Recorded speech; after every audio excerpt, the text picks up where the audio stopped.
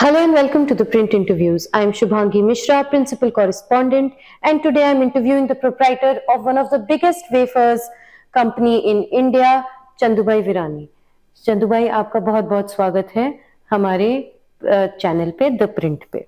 उस समय मैंने ऐसा भी पढ़ा कि उस समय थोड़ा सूखा आया हुआ था, तो उस समय लैंड बेचा था और आपके भाइयों ने इसकी शुरुआत करी थी एक सिनेमा में. थोड़ा सा हमारे व्यूअर्स को उस जर्नी के बारे में बताइए. मेरे फादर ने लैंड कब बेचा था? 7 इयर्स के बाद, जब हमको जरूरत पड़ी यहाँ एक मकान बनाने की, तब बेचा. अच्छा. ये बेचा किस लिए कि 1974 में अकाल पड़ा और 1974 के एंड में हम यहाँ आए. 75 में एस्ट्रोन सिनेमा के अंदर हमको नौकरी मिली जी. वहां हमने बाहर से लेके माल बेचते बेचते 7 इयर्स तक माल बेचा. 2 साल अच्छा काम किया तो कैंटीन कॉन्ट्रैक्ट पे दे दी हमको. अच्छा. तो वहां 7 इयर्स के बाद हमको अच्छी सप्लायर नहीं मिल रही थी, इसीलिए मेरे फादर को लगा कि चलो पूरी मेरी पूंजी बेच के मेरे बेटे को दे दी. तो मेरे से जो 2 बड़े ब्रदर है उसको उसने बेच के दे दिया. तो वो एक हिम्मत वाला काम है जो आप बोल रही हैं. आज के बच्चे को फादर कुछ देते नहीं है जो देना चाहिए इतना. मेरे फादर ने विश्वास किया तो हमारे ऊपर विश्वास की एक जिम्मेदारी बन गई कि हमको कुछ करना पड़ेगा. पूरी पूंजी बेच दी है. तो वहां जो हमको सप्लायर नहीं मिल रही थी तो घर में हमने ये चिप्स बनाना शुरू किया और बना के कैंटीन में बेचते बेचते हमको विचार आया चलो हम बाहर भी बेचे. तो बाइक लेके बेचा, थोड़ा सेल बड़ा रिक्शा के लेके बेचा, टेम्पो लेके बेचा, फिर 20,000 का रिक्शा, 1,80,000 का टेम्पो. लोन लेते गए, आगे बढ़ते गए. एक पहली फैक्ट्री की लोन ली 3,60,000, दूसरी फैक्ट्री 1 करोड़. इसके बाद अभी जो यहाँ वड़वाजड़ी में हम काम कर रहे हैं वो 50 एकड़ जगह ली और वहां 25 करोड़. फिर वलसाड़ में 50 करोड़. लोन लेते गए, आगे बढ़ते गए, 200 करोड़ तक हमने लोन ली और लोगों को जोड़ा. जब घर से काम कर रहे थे 5-7 लोग काम कर रहे थे. आज हमारे लोग 7,000 लोग हमारे साथ काम कर रहे हैं जी. 3,000 लोग हमारे सप्लायर हैं जी. और ज्यादा तक हमारे 80% किसान सप्लाई करते हैं. तो किसानों की समस्या जाके दूर की, क्योंकि मैं भी एक किसान का बेटा हूं. समझो छोटे छोटे आलू हम नहीं लेते थे तो उसके लिए उसको फेंकना पड़ता था. तो उसको सपोर्ट देके उसका भी हमने एक फ्लेक्स का प्लांट डलवा दिया. तो पूरे इंडिया के जो छोटे आलू है उसमें प्रोसेस हो जाता है. तो मेरा कहने का बात यह है कि हमारे साथ जो जुड़े हुए हैं उसको हम मजबूत करेंगे तो हमारा फैक्ट्री का बेज मजबूत होगा. तभी ये मजबूत होंगे, तभी ये अच्छी क्वालिटी देंगे, अच्छा मशीनरी में अच्छा प्रोसेस करेंगे, तभी एक हमारी फैक्ट्री की बॉन्ड मजबूत बनेगी. जो हमारे साथ हैं उसकी समस्या का समाधान करेंगे. तो हम आगे बढ़ते गए. 2-4 डीलरों से हमने 2,000 डीलर बनाया. वो डीलर को माल बेचने वाला 15-16 डिस्ट्रीब्यूटर है. 700 ट्रकों द्वारा उसको सप्लाई करते हैं. जो 2,000 डीलर है, लगभग 20 राज्यों में हमारा जो डीलर है वहां डिलीवरी करते हैं 700 ट्रकों द्वारा. और जो ये 2,000 डीलर है, छोटा डीलर है उसके पास 5 रिक्शा है, बड़ा डीलर है उसके पास 100 रिक्शा है. वो खुद डीलर एक एरिया में माल डिलीवरी करता है. वो लगभग 30-40 लाख दुकानों में माल जाता है और वहां से करोड़ों कंज्यूमर खरीदता है जी. तो कंज्यूमर और बीच में लाखों करोड़ों का एक संगठन बनाया. हम तो एक इंसान की तरह गांव से आए थे हम तो यही समझ रहे थे कि इंसान है, इंसान की तरह काम करना है, इंसानों को इंसान से जोड़ना है, कर्म करके उसको आगे बढ़ाना है, और कर्म ही धर्म समझ के सबको सेटिस्फाई किया और सब लोग हमारे साथ जुड़े। तो सर, जब आप पहले अपने घर में चिप्स बनाते थे तो कैसा माहौल रहता था? आपका पूरा परिवार बैठता था, क्या गैस पे बनता था, या आपने एक सेमी ऑटोमेटिक मशीन ली थी उस पे चिप्स बनाने के लिए? नहीं, एक एक मशीन होता था, पीलिंग का मशीन, कटिंग, एक एक आलू डालते जाओ, कटिंग अच्छा। करते जाओ, हाथ से वॉशिंग करना, अच्छा। फिर पानी हाथ से निकालना, फिर हाथ से फ्राई करना। अच्छा। ऐसे शुरू किया था। और आपका पूरा परिवार लगता था इसमें, या आपने उस समय भी कुछ एक आध लोगों को एम्प्लॉय किया था? नहीं, परिवार भी थे, फिर एक एक लोग एम्प्लॉय भी बढ़ते गए, परिवार निकलता गया, एक एक एम्प्लॉय बढ़ता गया। जी। और वेफर्स का आपको आइडिया कैसे आया? जैसे सिनेमा में मैंने पॉपकॉर्न बिकता है, आपको कैसे आइडिया है कि हम आलू का वेफर बेचेंगे? नहीं, हमको दिक्कत ये थी, ये पोटैटो चिप्स, दालें और मटर, इसके दिक्कत थी। पॉपकॉर्न तो रेगुलर मिलता था, तो वो नहीं बनाया हमने। हाँ। फिर हमने जो सारी चीजें बनाई, हम मार्केट में गए तो डीलर ने बोला कि आप ये पीनट भुजिया नहीं बनाते हैं, तो पीनट भुजिया देने वाला बोल रहा है हम आपको पीनट भुजिया नहीं देंगे, बालाजी का अगर माल रखा तो फिर पीनट भुजिया बनाया। अच्छा। किसी जगह ऐसा बोला कि ये मिक्सर आप देंगे, अगर नहीं देंगे आप, हम नहीं देंगे, तो वो मिक्सर बनाने वाला बोलता है बालाजी का रखेंगे तो हम मिक्सर नहीं देंगे। अच्छा। तो एक एक चीज बनाते गए। तो जैसे जैसे डिमांड आती गई आप सप्लाई करते गए? हाँ, सप्लाई करते गए। लेकिन मैं ये जानना चाह रही हूँ कि सबसे पहले आलू चिप्स का आइडिया कैसे आया कि हम आलू चिप्स रखेंगे अपने सिनेमा में? नहीं, सिनेमा में तो हम बाहर से आलू चिप्स बेच रहे थे। अच्छा। ऐसा नहीं आइडिया आया। अच्छा। लेकिन क्वालिटी अच्छी नहीं मिल रही थी। ओके। थोड़ी हमने क्वालिटी अच्छी बनाई और थोड़ी थोड़ी थोड़ी इम्प्रूव करते गए। आज भी अगर आप हमारा आज प्लांट देखेंगे जी, तो शायद इंडिया में आपको वर्ल्ड में प्लांट देखने को नहीं मिलेगा, इतना इम्प्रूव किया हमने। जी। तो समय के साथ आज तक हम इम्प्रूव करते गए। जी।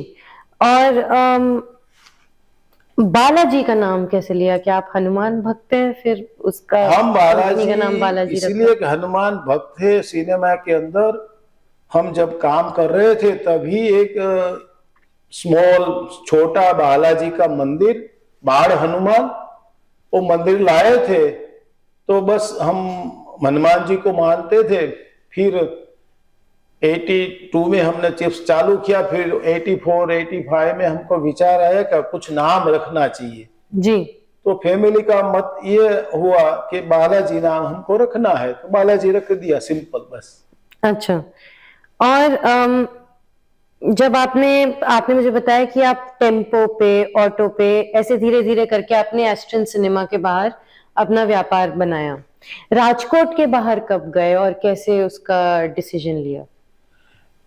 पहले हम जो राजकोट में हमने 100 कस्टमर किया, फिर 200 किया, 500 किया, फिर राजकोट के आसपास राजकोट डिस्ट्रिक्ट में गए, फिर पूरा सौराष्ट्र में जितनी सिटी है वहां गए, फिर अहमदाबाद गए, फिर पूरा गुजरात किया, फिर हमने महाराष्ट्र किया, फिर हमने एमपी किया, फिर जो जो भी राज्य को टच दीवारें पड़ती है वो आहिस्ते आहिस्ते करते गए, आगे बढ़ते गए। आज भी हमने मेरे ख्याल से पूरा इंडिया नहीं कर रहे हैं जी। जो बॉर्डर टच होती है वो आहिस्ते आहिस्ते, जैसे तालाब में पत्थर डालेंगे, जैसे लहर चलती है, इसी तरह हमने स्लोली मार्केट बढ़ाते गए। ओके। और फिर आपने अलग अलग स्टेट्स के फ्लेवर भी इंट्रोड्यूस किए अपने चिप्स में? नहीं, हमने कोई अलग स्टेट के अलग फ्लेवर नहीं दिया, लेकिन हम 50 प्रोडक्ट बना रहे हैं जी। तो पूरा इंडिया में जो टेस्ट चाहिए वो टेस्ट इसमें मिल जाता है जी। कुछ जगह हमारा चेवड़ा ज्यादा चल रहा है, कुछ जगह हमारा एक्सीडेंट प्रोडक्ट ज्यादा चल रहा है, कुछ जगह पे हमारा नमकीन ज्यादा चल रहा है जी। कुछ जगह पे ये मिक्सर ज्यादा चल रहा है, कुछ जगह पे ये मूंग दाल ज्यादा चल रहा है। तो 50 प्रोडक्ट है, तो कुछ न कुछ हमारे इंडिया में जो टेस्ट जो इंडिया वालों को चाहिए उसी में भी मिल जाता है। जी। आज तक हमको जरूरत नहीं पड़ी, अगर शायद जरूरत पड़ेगी तो स्पेशल हम टेस्ट करने के लिए तैयार है। अच्छा, अलग अलग राज्य के लिए। तो आपको पेप्सी ने एक ऑफर दिया था 4,000 करोड़ रुपए का, ये निर्णय क्यों लिया आपने कि हम नहीं बेचेंगे अपना? एक्चुअली ये बात इसलिए हुई, बेचने का या नहीं बेचने का नहीं था। उसको अगर अच्छे लोगों, अच्छा मैनेजमेंट से पार्टनर होंगे तो हम कुछ सीखेंगे जी। तो सीखने के लिए हमको 5 या 10% बेचेंगे तो चलेगा, लेकिन वो एक दूसरे को ऑफर एक स्वीकार्य नहीं थी। ओके। तो और हमको बेचने के लिए नहीं बेचना था, हमको एक अच्छा पार्टनर चाहिए जी, आगे बढ़ाने के लिए हम पॉलिसी क्या सीख सके जी। तो वो नहीं जमा, लेकिन आज हम सीख गए। आज अच्छी तरह हमारे एम्प्लॉय एक एक बढ़ते गए, हमने प्रैक्टिकल से लेके प्रोफेशनल बना हम।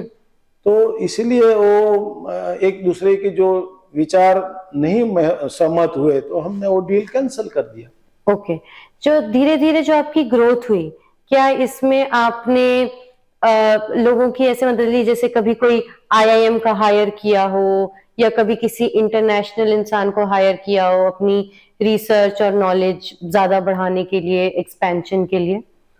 नहीं, ऐसा नहीं किया। हमको जो मैनेजमेंट है वो थोड़ा प्रोफेशनल मैनेजमेंट किया हमने। समझो ये फैक्ट्री तीसरी है, वलसाड़ की चौथी, इंदौर में हमने जब शुरू किया जी, तब स्पेशल एक आदमी रखा, उसके पूरे हेड के नीचे उसने जो जमीन परचेस की, बिल्डिंग बनाया, मशीनरी डाली। हमको जो चॉइस चाहिए वो हमसे बातें करके, लेकिन उसने किया प्रोफेशनल तरीके से जी। तो एक हमारे पास प्रोफेशनल और प्रैक्टिकल हमने सीखा। जो दूसरे लोगों से बातें करते करते हमारा जो डील नहीं हुआ, लेकिन हमने सीख लिया जी, कौन सा एम्प्लॉय क्या काम करता है, कहाँ से कौन सा एम्प्लॉय ढूंढना है, और सीख के हमने एक प्रोफेशनल और प्रैक्टिकल दोनों मिलावट करके हमने हमारे नो हाउ से और थोड़ा प्रोफेशनल दोनों मिला के ये कंपनी को आगे बढ़ाया। सर, एक चीज जो लोग बोलते हैं बालाजी के बारे में वो ये है कि सेम दाम में ज्यादा मिलता है, खासकर कि जो चिप्स होता है 10 रुपए में कंपेटिटर से ज्यादा मिलता है। तो ये आपने सोच समझ के किया कि नहीं मैं इस दाम में ज्यादा दूंगा, ये आपने परखा मार्केट, इस डिमांड को जाना फिर किया ऐसा डिसीजन? नहीं, हमने ज्यादा देना या कम देना ये नहीं है, हमारा खर्चा क्या कम करना चाहिए वो हमने काम किया जी। और हमने ज्यादा खर्चा नहीं किया तो हमारा प्रॉफिट बढ़ा जी। प्रॉफिट बढ़ा तो वो प्रॉफिट हमने किसको पास किया? कंज्यूमर को पास किया कि थोड़ा हमको इसको ज्यादा माल देंगे। राइट। तो हमारा ऐसा कोई नहीं है हमने घर से लेके कोई हमारा पिताजी ने दिया था वो हमने कंज्यूमर को दिया। हमने थोड़ा खर्चा कम किया और जो हमारा बचा वो कंज्यूमर को दिया, इसलिए हमारा रेट थोड़ा रेट ज्यादा है। किन चीजों में खर्चा कम हुआ सर? हमारा मार्केटिंग का खर्चा कम हुआ क्योंकि हम ना किसी को टारगेट देते हैं, ना स्कीम कोई सेल रिलेटेड देते हैं, ना इतना सेल आप करेंगे तो हम इतना आपको टारगेट अचीव करेंगे तो ये देंगे वो देंगे। तो काफी खर्चा हमारा कम हो गया। Okay, alright. और फिर आजकल सर एक चीज है स्नैक इंडस्ट्री में, हेल्दी स्नैक। आजकल सबको हेल्दी स्नैक चाहिए, मखाना टाइप चीजें। क्या आपने सोचा है कि इस सेगमेंट को भी एक्सप्लोर करेगा बालाजी? नहीं, पहले तो हम जो कर रहे हैं उसमें क्या कैसे हेल्दी आहिस्ते आहिस्ते करेंगे। तो उसमें हमने बहुत तेल कम कर दिया, ओके, बहुत मसाला कम कर दिया। कुछ प्रोडक्ट है इसमें ऐसी है कि बिल्कुल मसाला नहीं है, समझो मूंग दाल पकड़ लो, बिल्कुल मसाला नहीं है, बिल्कुल ऑयल नहीं है। फिर हमारा खट्टा मठा मिक्सर है, उसमें कम से कम मसाला है। तो ये अच्छी रॉ मटेरियल, अच्छा प्रोसेसिंग और अच्छी पैकिंग और इससे हेल्दी किया। और हम अभी समझो एक चीकी भी बनाई जो हेल्दी है। इसी तरह एक एक प्रोडक्ट हम बनाते जाएंगे। और हेल्दी प्रोडक्ट खाना भी चाहिए ना, अगर वो लोग नहीं खाएंगे तो हेल्दी कैसे करेंगे। समझो कुछ प्रोडक्ट हम हेल्दी कर देते हैं लेकिन खाते नहीं है। करेक्ट है। तो सर इंडिया में आपके सबसे स्ट्रॉन्गेस्ट मार्केट कौन से हैं गुजरात के बाहर, और इंटरनेशनली सबसे स्ट्रॉन्गेस्ट मार्केट कौन से हैं?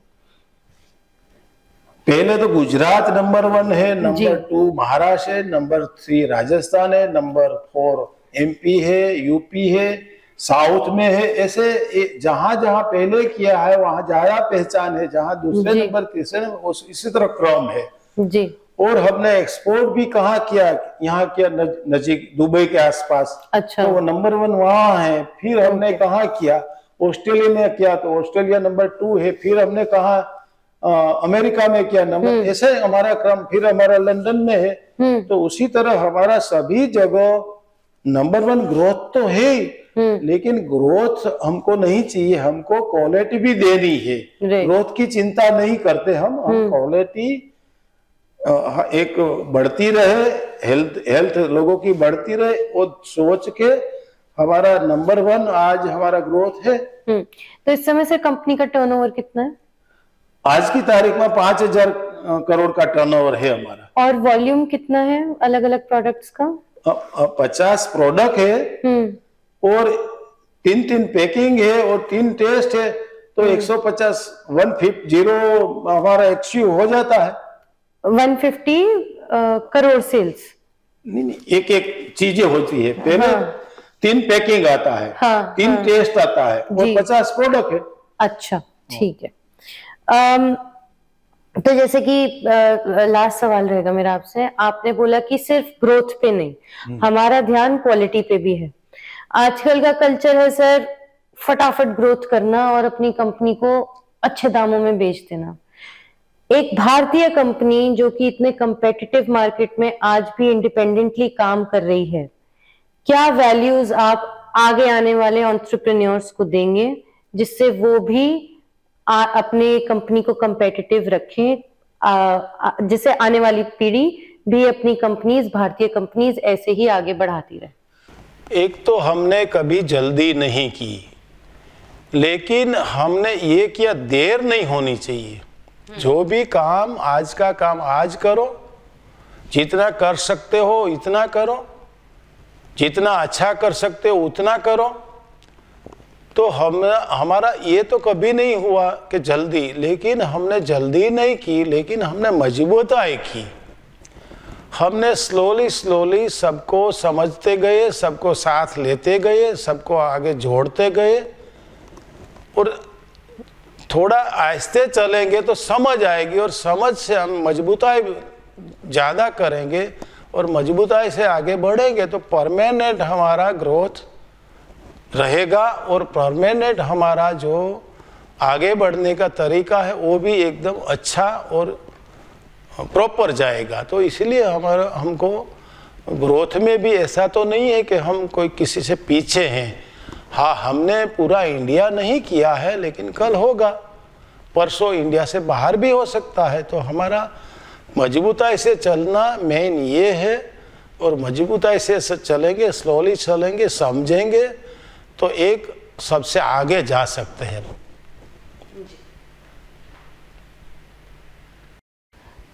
तो ये थे बालाजी वेफर्स के चंदू भाई वीरानी, जिन्होंने बताया कि कैसे एक भारतीय कंपनी एक बहुत ही फियर्सली कंपेटिटिव मार्केट जिसमें बड़ी बड़ी MNCs एग्जिस्ट करती हैं इंडिया में, उसमें इन्होंने अपने बिजनेस को कैसे बड़ा बनाया और 5000 करोड़ के टर्नओवर तक ले गए। For the print, this is Shubhangi Mishra reporting from Rajkot.